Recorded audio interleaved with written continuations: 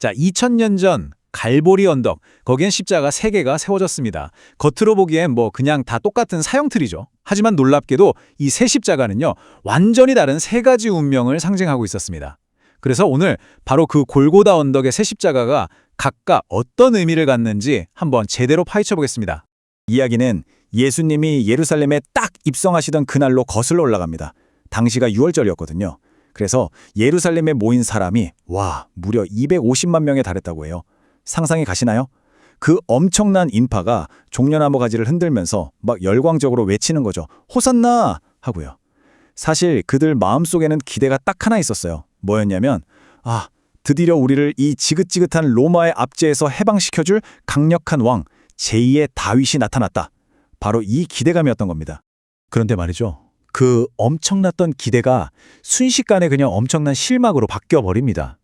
자신들의 왕이 될 거라고 믿었던 예수님이 너무나도 힘없이 체포돼서 진짜 비참한 죄수의 모습으로 나타났거든요. 그러니까 불과 며칠 전까지만 해도 호산나를 외치던 바로 그 입에서 이제는 저자를 십자가에 못 박아라 이런 끔찍한 저주의 외침이 터져 나오기 시작한 거죠. 자, 그럼 첫 번째 이야기부터 시작해 볼까요? 이 엄청난 반전, 그러니까 그 환호가 어떻게 로마의 가장 잔인한 형벌로 이어지게 됐는지, 그리고 골고다 언덕으로 향했던 그 죽음의 행진이 과연 뭘 의미하는지 지금부터 한번 살펴보겠습니다.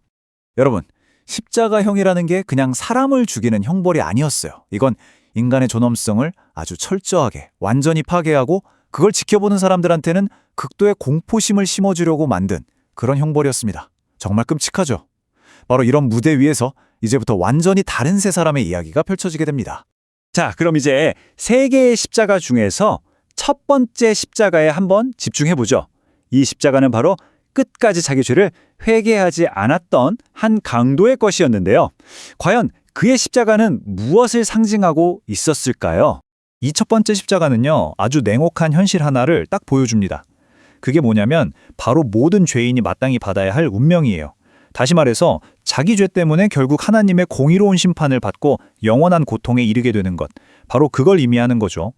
실제로 구약성경 신명기에 보면 이런 구절이 나와요. 나무에 달린 자는 하나님께 저주를 받았다. 바로 이 구절 때문에 당시 사람들에게 십자가형은 그냥 최악의 수치, 저주의 상징 그 자체였던 겁니다. 왜냐하면 나무에 매달린다는 것 자체가 나는 신에게 저주받은 사람이다 라는 가장 확실한 증거가 됐거든요. 좋습니다. 그럼 이제 시선을 옮겨서 언덕 한가운데 세워진 두 번째 십자가, 바로 예수님의 십자가를 한번 볼까요? 이 십자가는요, 방금 본 것과는 완전히 다른 의미를 가지고 있습니다.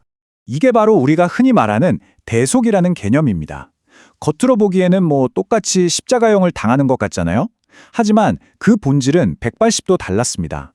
예수님의 죽음은 자기 자신의 죄 때문이 아니었어요. 바로 다른 모든 사람들의 죄값을 대신 치르기 위한 것이었죠. 정말 놀라운 건 예수님 탄생 수백 년 전에 기록된 이사야서에 이미 이런 예언이 있다는 거예요.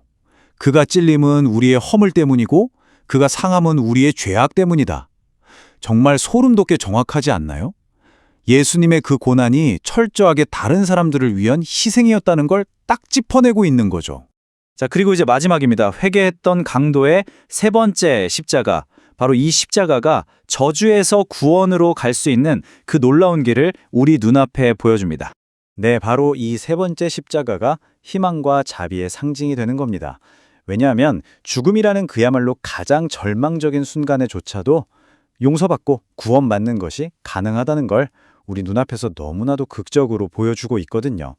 자, 지금 보시는 이 표가 정말 흥미롭습니다. 갈보리 언덕 위에서 펼쳐졌던 그 3가지 다른 길, 그리고 그 결과를 아주 명확하게 비교해주고 있거든요. 한번 보세요. 같은 장소, 같은 시간, 똑같은 형벌을 받았는데 어떻게 이렇게 전혀 다른 운명이 결정될 수 있었는지 이걸 보면 한눈에 딱 들어오죠.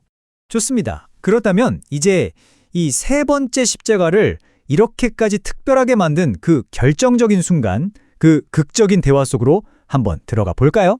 정말 상상도 할 수 없는 그런 끔찍한 고통 속에서 예수님은 자기를 못 받고 조롱하는 사람들을 위해서 용서해달라고 기도를 합니다.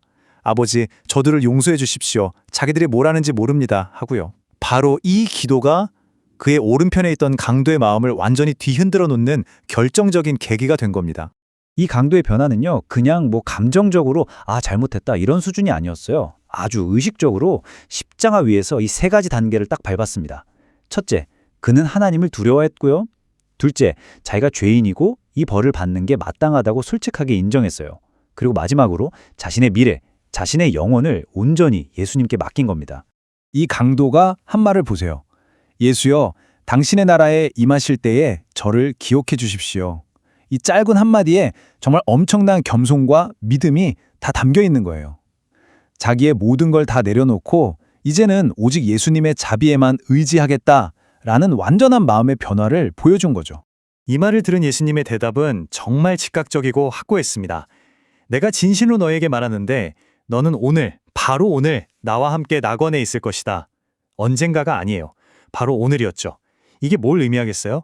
그 강도의 구원이 그 말 한마디를 한 그 순간, 즉시, 그리고 아주 확실하게 이루어졌다는 걸 보여주는 겁니다. 그래서 핵심이 바로 이겁니다, 여러분. 이 강도는 평생 착한 일을 많이 해서 구원받은 게 아니잖아요. 그게 아니에요. 그냥 진실한 믿음을 고백한 그 단 한 번의 순간, 그걸로 구원을 받은 겁니다. 이건 정말 구원이라는 게 인간의 노력으로 얻는 게 아니라 전적으로 하나님의 은혜로 받는 선물이라는 걸 보여주는 가장 강력한 증거라고 할 수 있죠. 자, 2000년 전 갈보리 언덕에서 있었던 이 이야기는요, 시간을 훌쩍 뛰어넘어서 지금을 살아가는 우리 모두에게 아주 심오하고 또 굉장히 개인적인 질문 하나를 던지고 있습니다. 화면을 보시면 결국 죽음을 앞둔 그 강도가 답했던 이 세 가지 질문이 십자가가 우리에게 전하는 메시지의 핵심이라는 걸 알 수 있습니다. 그리고 이건 과거의 이야기가 아니라 바로 오늘 우리 각자에게 던져지는 질문이기도 한 거죠. 오늘 이 모든 이야기는 결국 하나의 질문으로 이어집니다. 만약 당신이 사랑하는 그 사람을 천국에서 다시는 만나지 못하게 된다면 어떨까요?